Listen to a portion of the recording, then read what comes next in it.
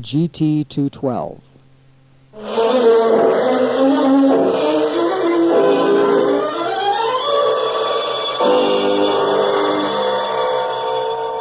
Presenting Orson Welles as the Third Man.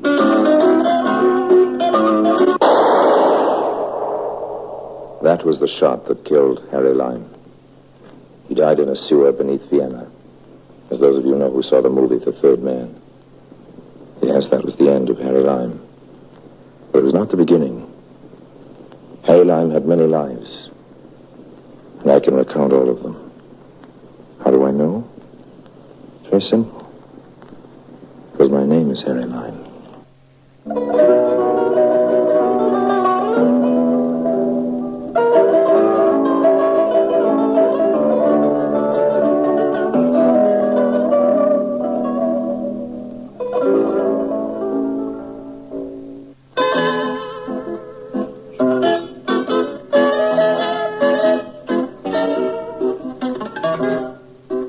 Melody Johnson wasn't home when I got to the address on the hill above Ricciardi's. Melody Johnson. That was the name given in the ad. I didn't know she was a Dixieland trombonist or a sheet music company, but turned out she was neither.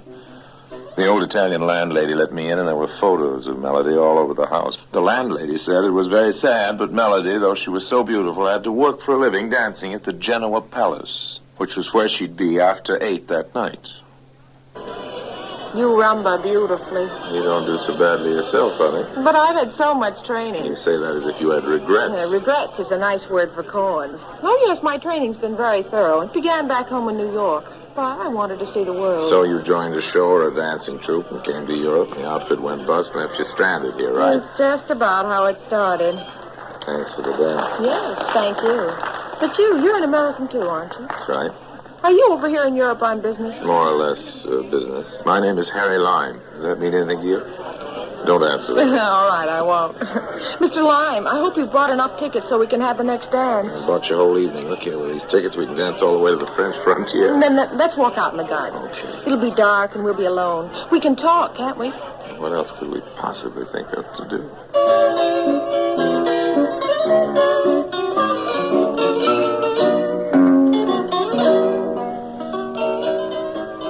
Well, we actually got down to business after a while. It seems that Melody Johnson wanted to hire somebody to promote her interest as a beauty queen. She looked like a beauty queen. But as I was kissing Melody Johnson, my sixth sense told me instinctively that Melody was off-key, you'll forgive the joke. To the five senses, she was a beauty queen, all right, but something made me think there was something more that didn't meet the eye.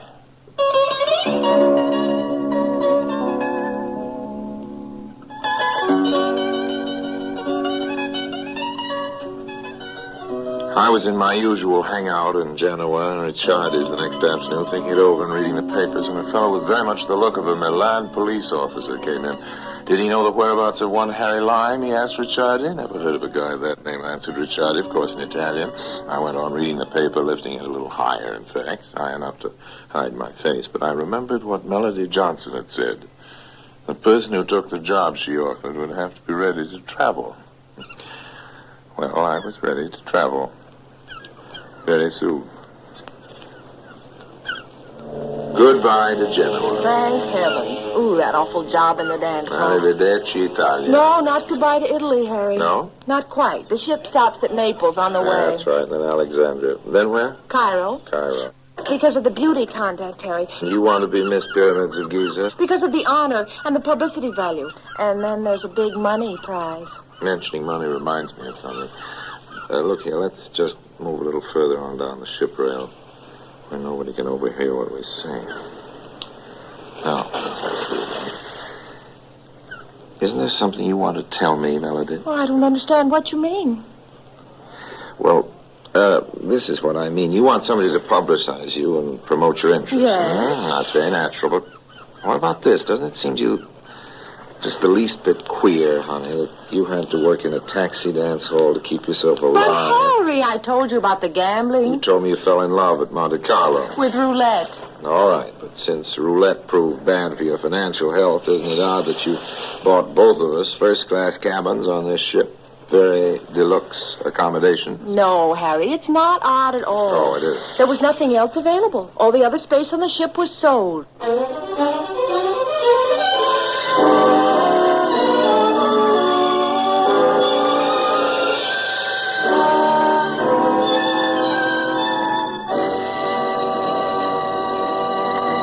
Harry Lime returns in just a moment.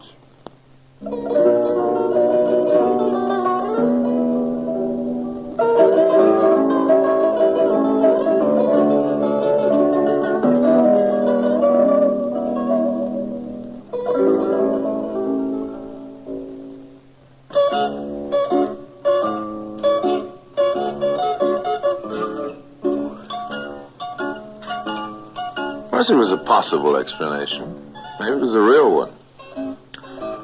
We're very spacious up where my stateroom was. Deck A, high up. We had a steward for every 3 or 4 cabins up there. The best service. Mine was quite an unusual fellow, my steward. Whatever you will require, sir, I will be at your service, naturally. Oh, thanks. I only mean, Paul, I expect to be out of the cabin most of the time. By the way, if I'm needed, messages, anything of that sort, you probably better try the vicinity of a passenger on upper B deck. That's where I'm likely to be. The passenger's name, sir? A young lady, Miss Melody Johnson. I'm sort of employed by her, as you might say. Can that be true? Well, you say that as if it meant something to you. It is only... I have, of course, heard of Miss Melody Johnson, the beauty queen of Monte Carlo, I believe. That's right. She was. So then, sir, you are a very fortunate man to know her, to be employed by her. I'm told she's a very beautiful woman. Yes. You've never seen her yourself? I have never seen her, but she has been described to me.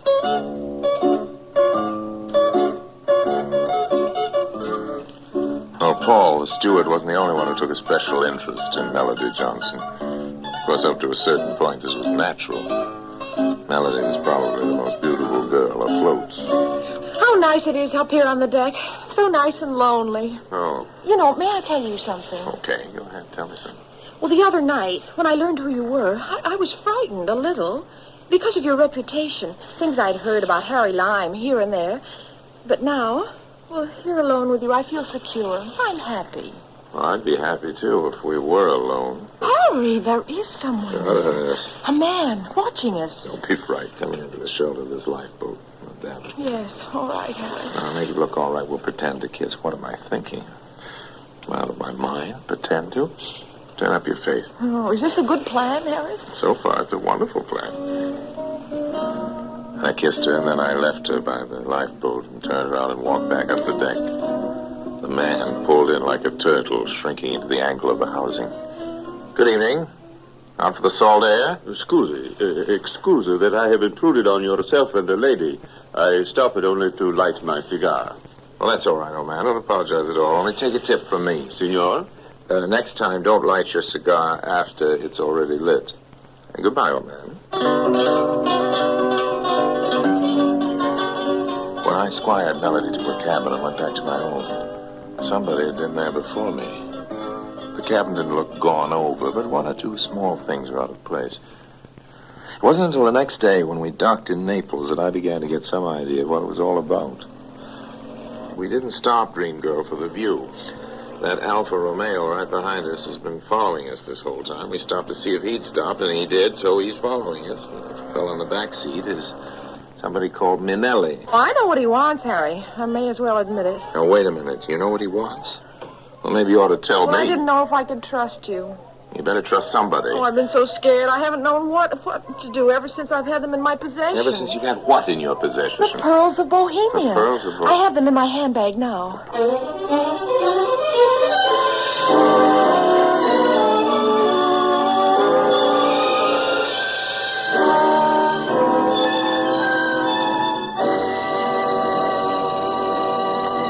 Harry Lime returns in just a moment.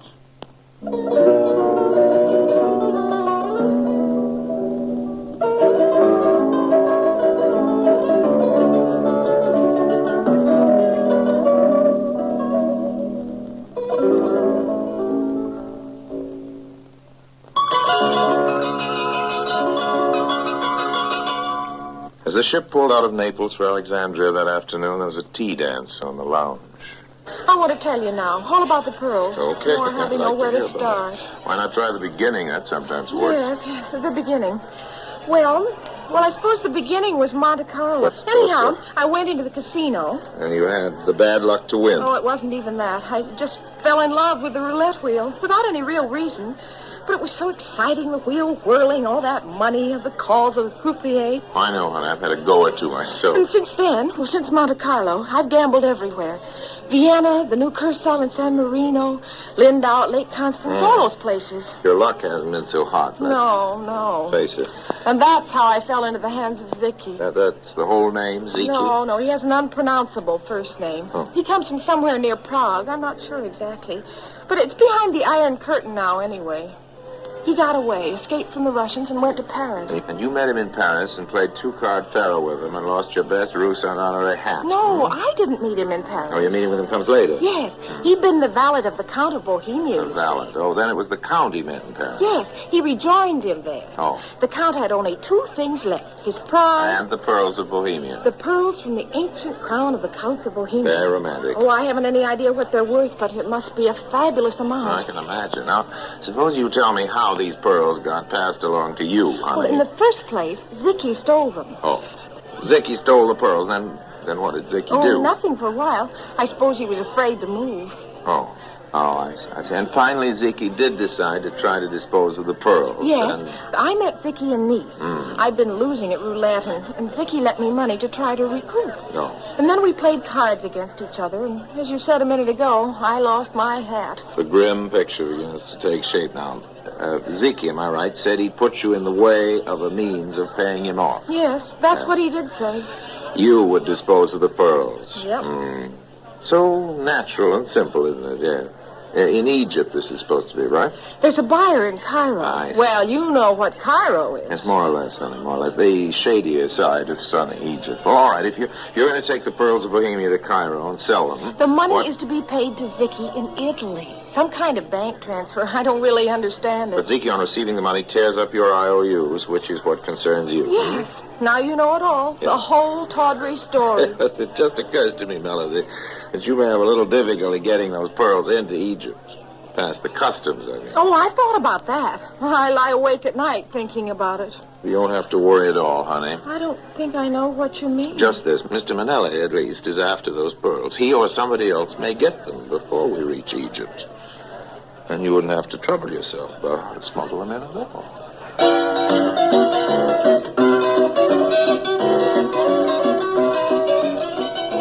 Well, we talked on a little longer without any tangible result. She didn't feel, understandably, that losing the pearls to Manelli was the right solution to her problem.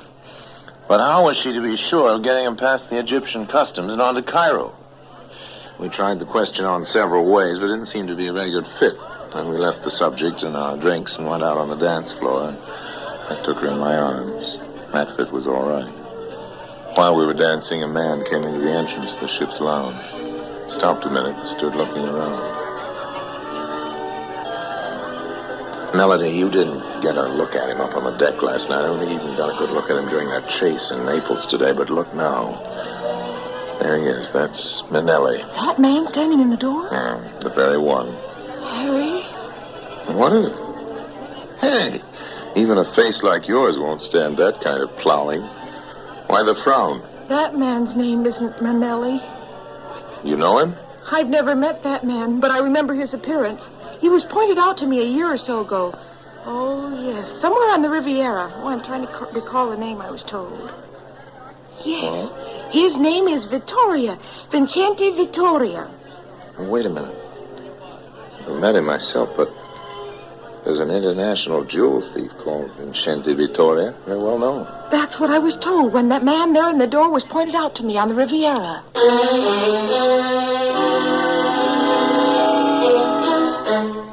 Vincente Vittoria saw Melody and me and turned on his heel and disappeared. I left Melody in the lounge, but supplied myself with the key to her cabin. It occurred to me that Vincente Vittoria might think of having a look for the pearls there, while Melody herself was lost in the wonders of Harry Lime and the waltz. The door was locked, but I don't think Melody's stateroom was just as she'd left it. there was a man inside. Oh, sir. Oh, it is you, Mr. Lime. Just putting the ladies' dainties back in those wardrobe drawers, are you, Stuart? Oh, yes, sir, yes. Yes, that is just what I am doing. You know, Paul, there may be 2 or 3 things wrong with this picture. Shall I enumerate them for you in order? Okay, this isn't your deck. This is B deck. And if it wasn't B deck, this isn't your block of staterooms. But anyhow, the pearls of Bohemia aren't in those wardrobe drawers, so you're wasting your time, old man. I understand, sir. I must apologize. Well, you have to apologize to the lady, not to me. But maybe you owe me an apology after all. Was it you who went through my cabin last night, Paul, old man? Yes, I did that. Looking for the pearls, of course. Yes, that is what I was doing. You know, Paul, this could get you into bad color with your employers here on the ship. Steward who wants to be light-fingered with passengers' property. The pearls of Bohemia were stolen from their owner by a man named Ziki. The owner did not wish to have the foreign police arrest a fellow countryman of his, but he had Ziki privately watched. Ziki passed on the pearls to Miss Johnson, and the owner was very much surprised to discover himself that Miss Johnson was sailing for Egypt on this ship. The owner supposed that she was going there to dispose of the pearls. I see. Well, look, come on up to my cabin. We'll have a drink, shall we, old man? I could not do that, sir. It would not be proper in a steward. I must decline. That deprived me of the chance of telling my grandchildren I once had a drink with the Count of Bohemia. Oh, come along. My cabin. Have a drink together, Count. Talk this whole thing out. We made good time to Alexandria. But Melody was still worried. Harry, Yes, honey? what about these pearls? What am I going to do? You're not going to do anything, honey. You're going to give them to me. I know a trick or two in the smuggling department.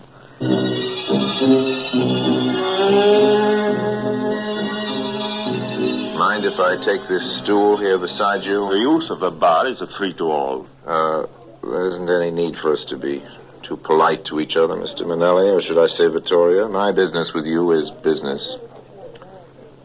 I see I interest you. I'm listening. That's all you got to do, old man, is listen. That and one thing more. That one thing more is pay me 2,000 Egyptian pounds. And believe me, I'll give you a cheap price. I haven't any opportunity here on shipboard to find out the real value of the pearls of Bohemia. Besides, I want a quick payoff and a get-out-of-town kind of deal, sir. You are offering to sell me the pearls? You are remarkably astute, old man, and I'm glad to see you come up to your reputation. Yes, that's right. I have them here in my pocket. I see. But ask yourself, before you wonder if you ought to knock me over the head and steal them from me, if you, Vincenti Vittoria, known jewel thief, ought to risk taking them through the customs, huh? Or shall I take them through the customs and deliver them to you intact in Alexandria for the small price of 2,000 Egyptian pounds? Done? Huh? A bargain? I thought it would be, old man.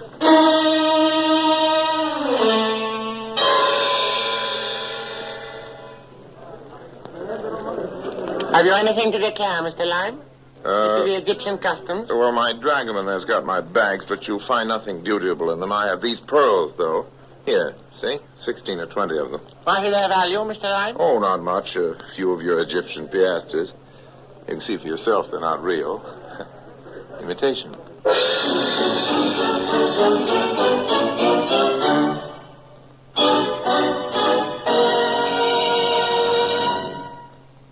Harry Lime returns in just a moment.